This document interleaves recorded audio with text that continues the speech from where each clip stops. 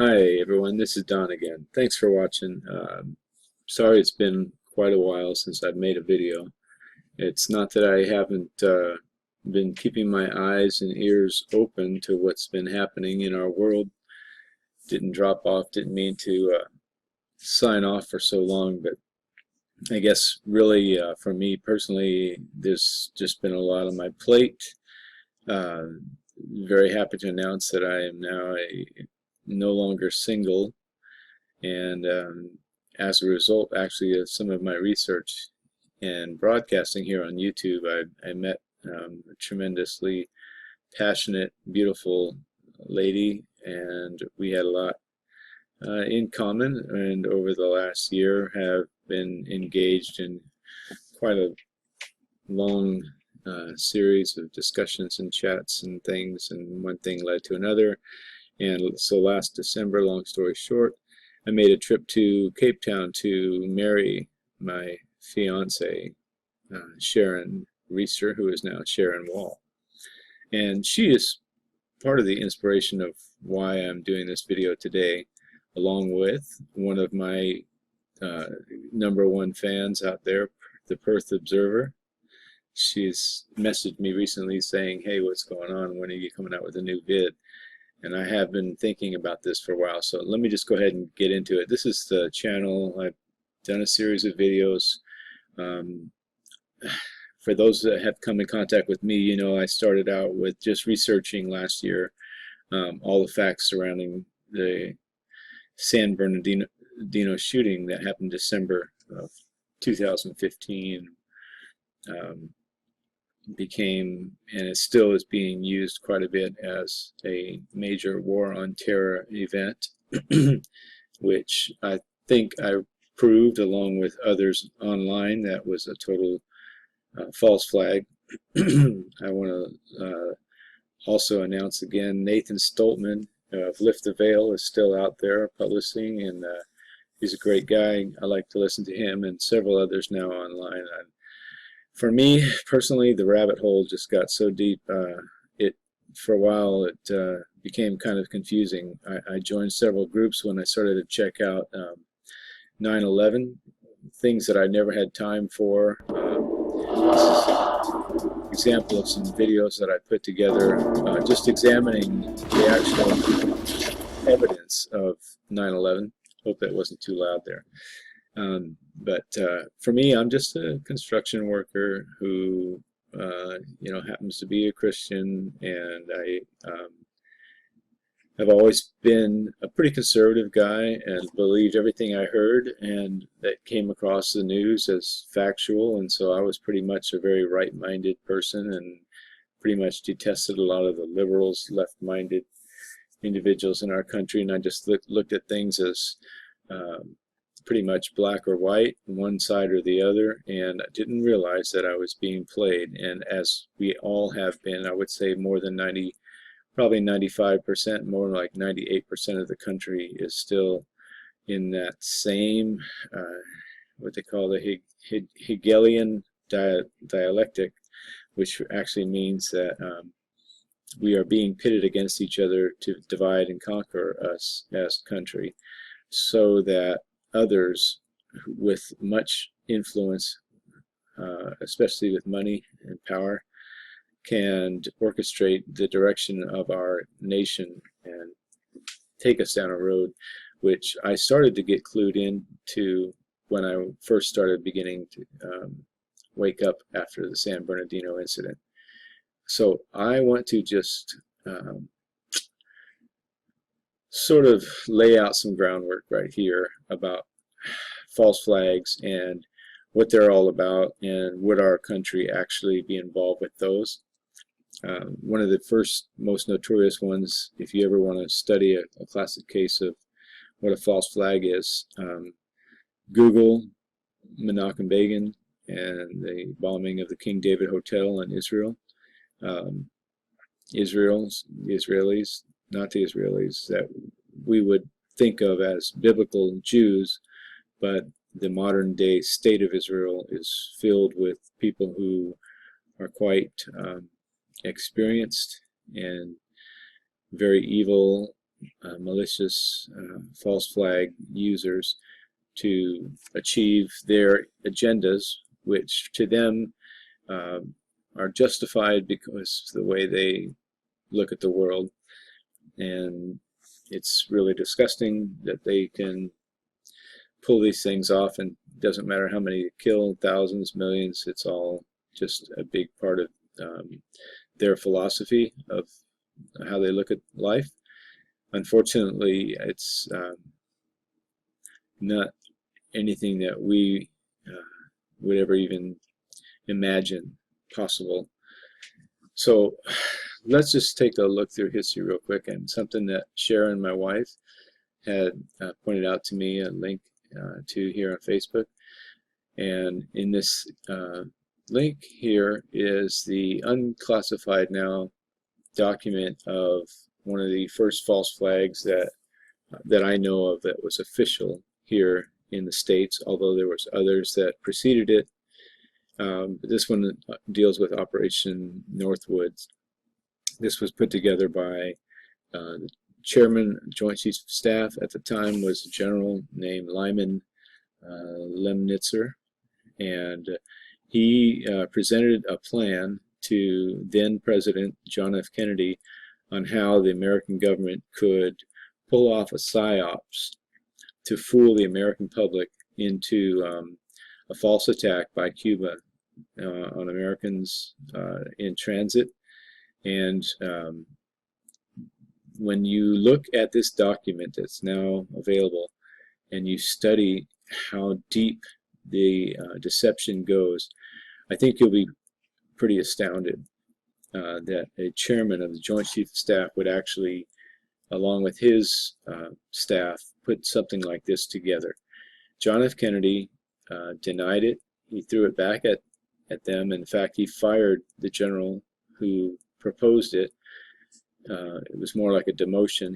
He lost his post as the Joint Chiefs of Staff and became commander of NATO. And a year later, John F. Kennedy was killed. So we're going to look at this a little bit today, and just some of the depths of deception. And I just want to say that this happened in 1962, okay? Before I go into this in a whole lot of detail, I just want to look at something else. Just not too long ago, the National Defense Authorization Act, NDAA, was amended to basically undo or negate the Smith-Mundt Act of 1948, SMA, and the Foreign Relations Authorization Act of 1987. Both of those two legislations were put in place to deny the use of propaganda against U.S. citizens, and actually even foreign nationals, by the U.S. government. But this NDAA that was passed in 2013 rescinded those restrictions, and now it is totally legal for the CIA and all of the government to use propaganda against us in the name of, quote, national security. And what I'm about to read happened in 1962, okay? So that was, what, 15 years roughly after this 1948 Smith-Mundt Act that made it unlawful for these kinds of propagandas to be put into play. And yet the chairman of the Joint Chiefs of Staff had no problem opposing this, and you can see that the depth of planning and strategy that went into it. They had absolutely no regard for the American public or any legislation as far as putting together a covert operation to fool the American public and to involve us into another war. And this was following World War II and the Korean War, and now it was something that was going to be going into a full invasion into Cuba. And not only Cuba, but there was other elements of it that were actually going to be indirectly attacking Russia at the time. This is what power can do to people.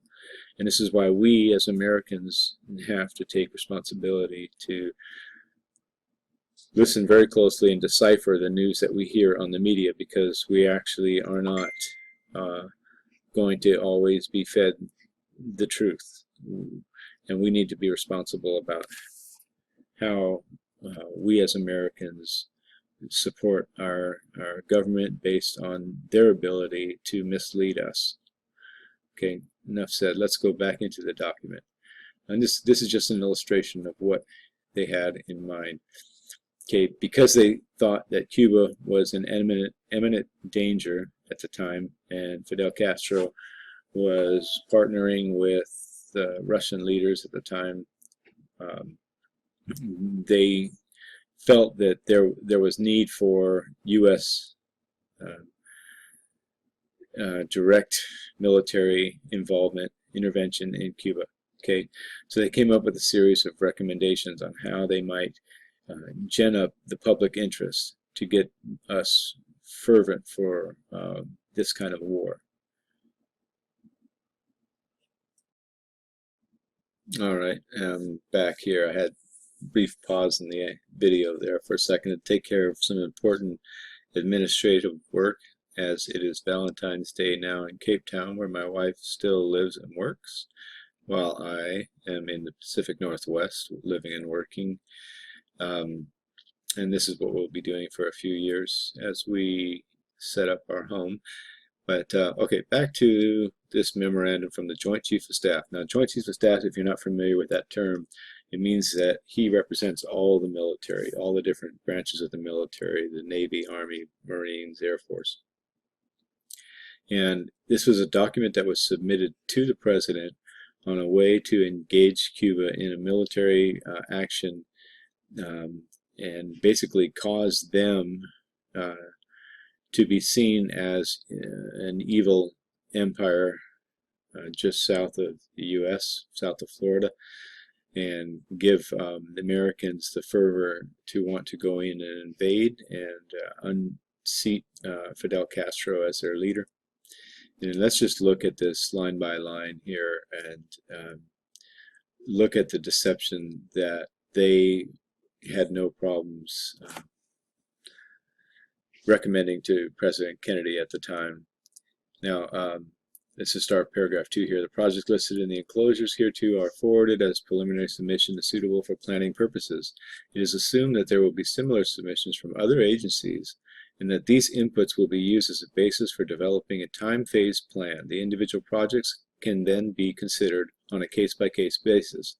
So he's saying that this plan that he is submitting to the President for this covert operation will be built upon by other agencies, including perhaps at that time the CIA. This is from the military, but FBI, other organizations could be brought in alongside this plan to help pull off this huge deception on the American public. It says this plan, incorporating projects selected from the attached suggestions or other sources, should be developed to focus all efforts on a specific ultimate objective which would provide adequate justification for U.S. military intervention. Such a plan would enable logical buildup of incidents to be combined with other seemingly unrelated events to camouflage the ultimate objective and create the necessary impression of Cuban rashness and irresponsibility on a large scale directed at other countries as well as the United States. The plan would also properly integrate the time phase, the courses of action to be pursued. The desired resultant from the execution of this plan would be to place the United States in the apparent position of suffering defendable grievances from a rash and irresponsible government of Cuba and to develop an international image of a Cuban threat to peace in the Western Hemisphere. Time is an important factor in resolution of the Cuban problem. Therefore, the plan should be so time-phased that projects would be operable within the next few months. So Kennedy is being presented with this document, and he's not been given much time to react. If they're planning to pull off this covert operation in just a few months, they're saying we need an immediate authorization. That's a pretty evil presentation to present to somebody with such immense, authority and consequences in his administration. It says, inasmuch as the ultimate objective is overt military intervention, in other words, say we want an all-out war, That's our ultimate objective. It is recommended that the primary responsibility for developing military and paramilitary aspects of the plan for both overt and covert military operations be assigned the Joint Chief of Staff. So the military wanted the full overseeing of this complete operation. And let's look at exactly what they're planning on doing. Paragraph 1 here. Since it would seem desirable to use legitimate provocation as the basis for U.S. military intervention in Cuba, a cover and deception plan to include requisite pre-military actions such as has been developed in response to Task 33C could be executed as an initial effort to provoke Cuban reactions. So what they're trying to pull off here is a covert operation, a PSYOPs, that would blame Cuba for damaging American citizens, American property, and in the process of this covert operation, how Cuba itself was going to react was being planned, strategized for, and you will see how deceptive that this plan actually goes into using those kinds of reactionary elements. Harassment plus deceptive actions to convince the Cubans of imminent invasions would be emphasized. In other words, once this covert operation was in place, we would be harassing their reactionary elements of the media, their government, any of their military, anything that they did would be used as a way to continue in the deception. Our military postures throughout the execution of the plan will allow a rapid change from exercise to intervention if Cuban response justifies. In other words, if the Cubans react to this deception and they go on the offensive, we would then be justified and ready to do a full-out military exercise against them. So it says a series of well-coordinated incidents will be planned to take place in and around Guantanamo to give genuine appearance of being done by hostile Cuban forces. These incidences are, incidents to establish a credible attack, not in chronological order. So these are all different suggestions. They will start rumors, many rumors, use clandestine radio. In other words, they will plant information on American media to suggest that Cuba was about to attack. They'll launch some kind of sneak attack. Land-friendly Cubans in uniform over the fence to stage attack on base. So they would use Cubans in military uniform and project them as climbing over the fence to stage an attack on a base. So these wouldn't be actual Cubans. These would be American plants dressed up as Cubans in uniform. Capture Cuban friendly saboteurs inside the base. So some of these plants would be captured, they would be filmed, they would be used for propaganda to look as if they were coming on these American bases as saboteurs. They would start riots near the base main gate, friendly Cubans. So this just goes to show, this is in 1962, they're planning this. They would stage mass riots to make them look like the Cubans were demonstrating outside of American military bases and that the attitude was becoming hostile towards Americans. But they would actually be friendly Cubans. Okay, let's continue. Blow up ammunition inside the base. Start fires. So inside American bases, as you can see, read it here for yourself, they were going to blow up their own ammunition, blame it on the Cubans, burn aircraft on an air base, sabotage, lob mortar shells from outside the base into the base, some damage to installations, and of course personnel responding, of course. They don't mind to do that. Capture assault teams approaching from the sea or vicinity of Guantanamo City. Capture militia group which storms the base. All of these would be fake Cuban saboteurs that they would film and pretend were actually attacking an American base. Sabotage a ship in the harbor. Large fires. And I can't quite make that out. naphthalene, I guess it's some kind of fuel, they would use to create these fires on American ships. Sink a ship near the harbor entrance, conduct funerals for mock victims. That would be in lieu of 10. So if they don't sink a ship, they would, or actually sink it all the way, then they could actually just have the mock funerals of victims on the ships. B here, United States would respond by executing offensive operations to secure water and power supplies, destroying artillery and mortar emplacements which threaten the base. So based on these false flag fake attacks, Americans would begin attacking Cuban positions, which would then solicit, of course, Cuban reactions. Okay, commence large-scale United States military operations. So then all the units that are based primarily in the South would all be put on alert. They would be rolled out, start putting them on, equipment on trains or planes, however they wanted to move those. A remember the main incident would be arranged in several forms. So there's already this propaganda slogan, remember the main. So maybe that's, I guess the name of one of the ships that would be blown up. We could blow up a U.S. ship in Guantanamo Bay and blame Cuba. We could blow up a drone unmanned vessel anywhere in Cuban waters. We could arrange to cause such incident in the vicinity of Havana or Santiago as a spectacular result of Cuban attack from the air or sea or both.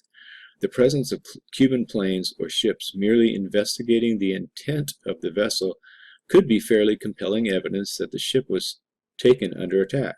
So just, a Cuban rescue ship or media individual going out to investigate, or perhaps even a military craft that's going out to investigate, could be filmed to use as an attacking vessel. The nearness to Havana and Santiago would add credibility, especially to those people that might have heard the blast or have seen the fire. So they're going to use eyewitness accounts in the propaganda here. The U.S. could follow up with an air-sea rescue operation covered by U.S. fighters to evacuate remaining members of the non-existent crew. So they're going to go in and pretend that there was actual casualties when there weren't, but they'll have this mock evacuation rescue effort going on to these ships that they're blowing up with their own supplies of explosives. Casualty list in U.S. newspapers would cause a helpful wave of national indignation, ginning up the war fervor. We could develop a communist Cuban terror campaign in the Miami area, in other Florida cities, and even in Washington. So they would start these Cuban communist insurgent terror cells in Florida and around, and even in Washington, to continue the war on terror then campaign. The terror campaign could be pointed at Cuban refugees seeking haven in the United States. We could sink a boatload of Cubans en route to Florida, real or simulated. Evil. I mean, it's pure evil, folks. We could foster attempts on lives of Cuban refugees in the United States, even to extent of wounding in instances to be widely publicized. So they would actually take real refugees, Cuban refugees that were living in the United States, and put attacks on those, and they didn't, to the extent of really wounding them, and then publicizing that as a way to gin up the war fervor. Exploding a few plastic bombs in carefully chosen spots, the arrest of Cuban agents, and the release of prepared documents substantiating Cuban involvement also would be helpful in projecting the idea of an irresponsible government. You see the depth of the planning and the evil minds that are working in the offices, the highest offices of military power. And this was in 1962. Paragraph 5. A Cuban-based Castro-supported filibuster could be simulated against a neighboring Caribbean nation. In the vein of the 14th of June invasion of Dominican Republic, we know that Castro is backing subversive efforts clandestinely against Haiti, Dominican Republic, Guatemala, and Nicaragua as present, and possible others. So they're going to fake Cuban aggression on their neighbors to add to the whole war fervor. These efforts can be magnified and additional ones contrived for more exposure. For example, advantage can be taken of the sensibility of the Dominican Air Force to intrusions within their national airspace.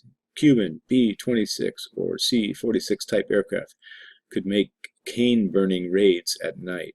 So we basically have false reports, radio reports, of these Cuban military aircraft coming in and burning the sugar cane in the Dominican Republic.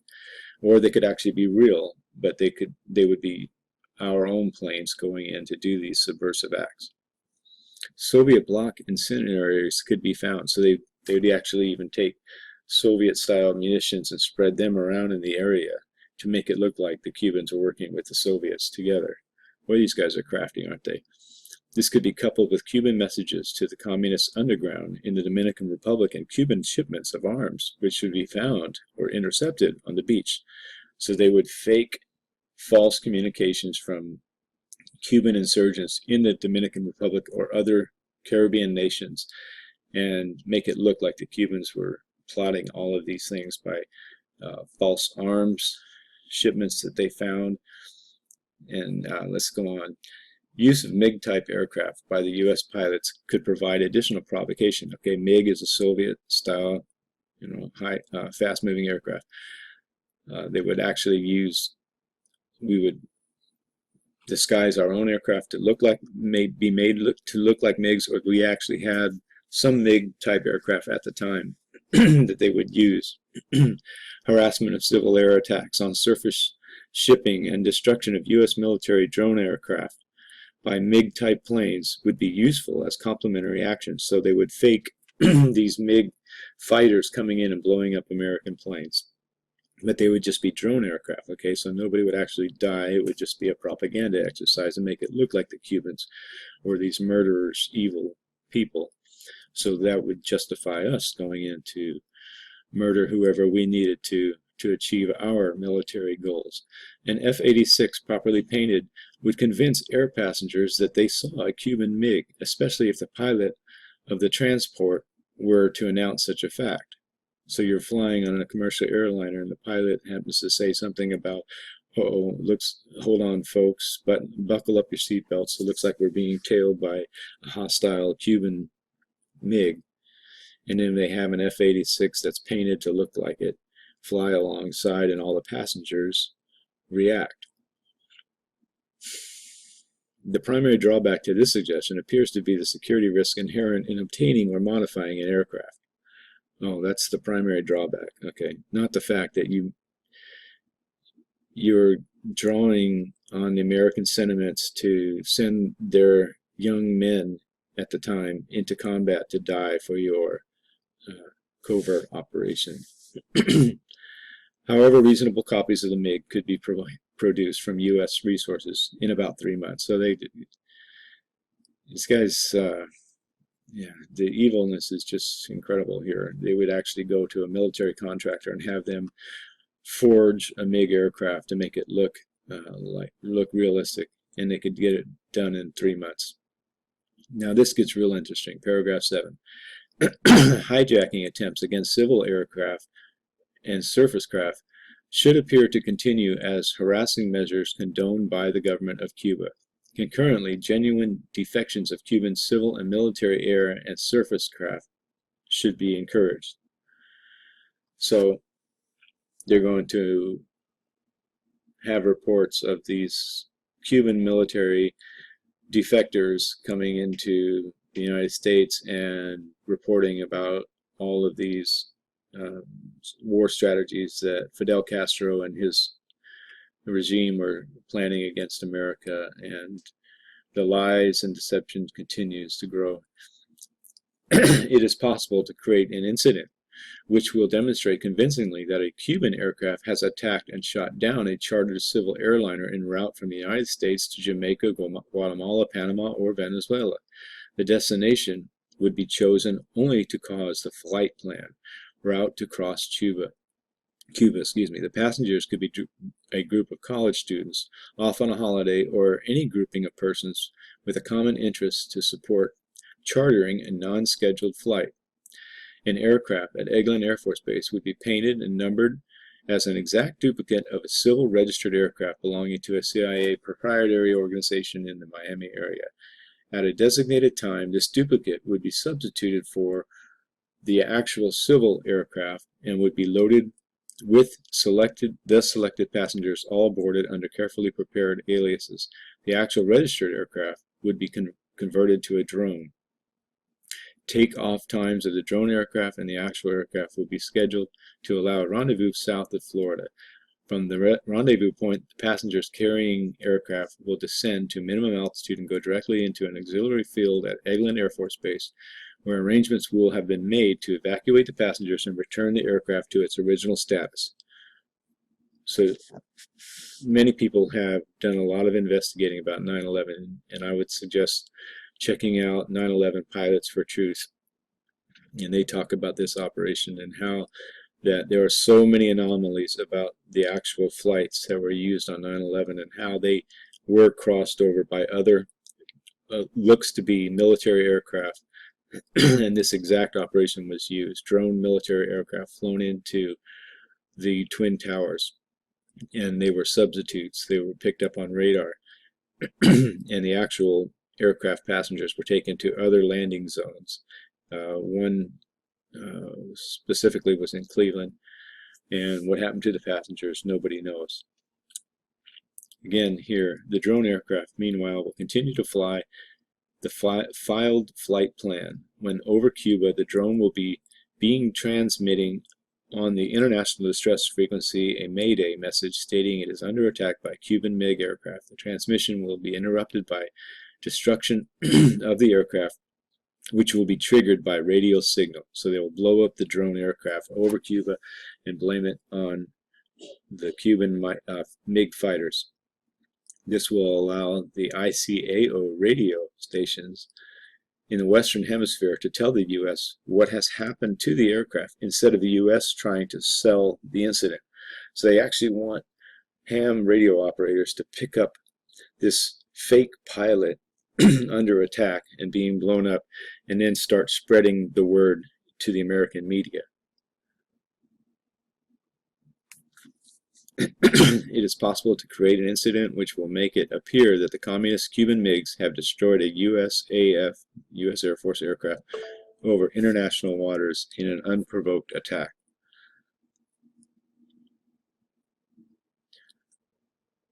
Approximately 4 or 5 F-105 aircraft will be dispatched and trailed from Homestead Air Force Base, Florida, to the vicinity of Cuba. Their mission will be to reverse course and stimulate faking aircraft for an air defense exercise in southern Florida. So they'll be in a fake exercise, and they'll be diverted from that exercise to this false flag incident.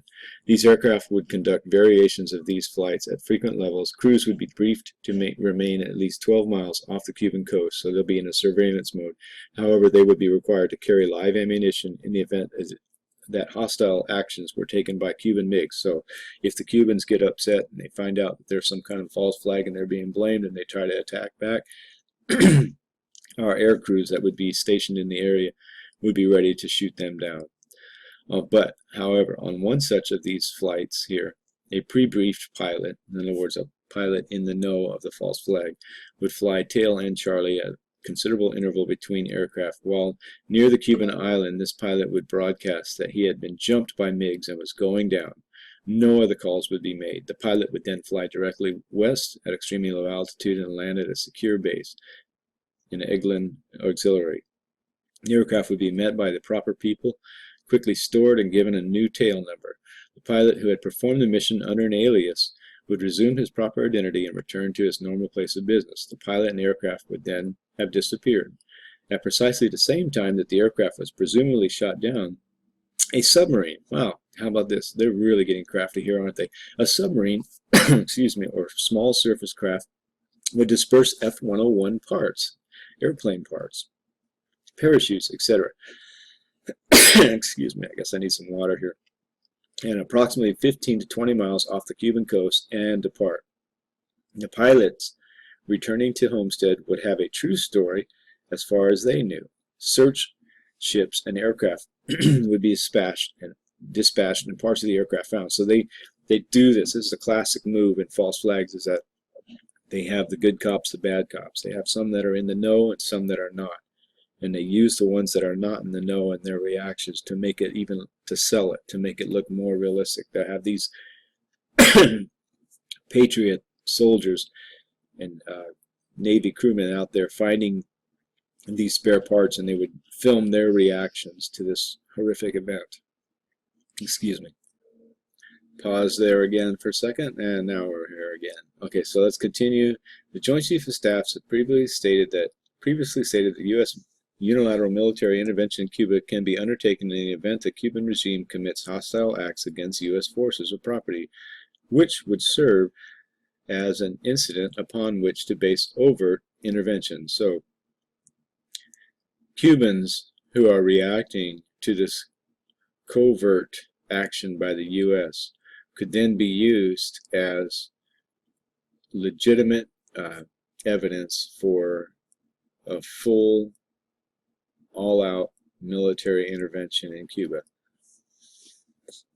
The need for positive action in the event that current covert efforts to foster an internal Cuban rebellion are unsuccessful was indicated by the Joint Chief of Staff on 7 March 1962 as follows: determination that a credible internal revolt is possible of attainment during the next 9 to 10 months will require a decision by the United States to develop a Cuban provocation as justification for positive U.S. military action. So they're saying that the hoped for rebellion in Cuba against Castro wasn't going to happen, and so for a positive U.S. military intervention, it was going to take some kind of provocative act on their part, and we were going to falsely configure that kind of attack. And it is understood that the Department of State also is preparing suggested courses of action to develop justification for U.S. military intervention in Cuba. You know, I just, looking through this, I had heard about Operation Northwood, and I had heard about the planned deception use of aircraft to substitute a drone aircraft for a civilian passenger airliner. But reading through this document now and seeing the depth of all of the different covert operations and how much that they were planning to do to fool the American public. And this is in 1962, and you think about it, 9/11 happened 50 years later. It just seems there's no depth that these people won't go to provide for the military-industrial complex, to the powers that be that control our country, specifically the centralized bankers, however you want to identify them, those who have been manipulating the courses of governments now for 2 centuries across Europe and the United States. This is just an illustration of the depravity of their souls and what they will the depths they will go to achieve their aims. So I'm just putting this out because I want people to understand that not everything you hear coming across the news wire is reality. It's just a planned deception to cause a lot of the ends that they're looking for to come to place, and we need to be very, very aware of what's really going on. Let me just suggest a couple of people that I've been really studying lately. Christopher Bajorkness, and he's on YouTube. He's done a lot of research on the Zionist takeover of Judaism and how they've used the government of the Israeli state to manipulate and control with the power of the Rothschilds a lot of our U.S. government, especially over the last 50 years.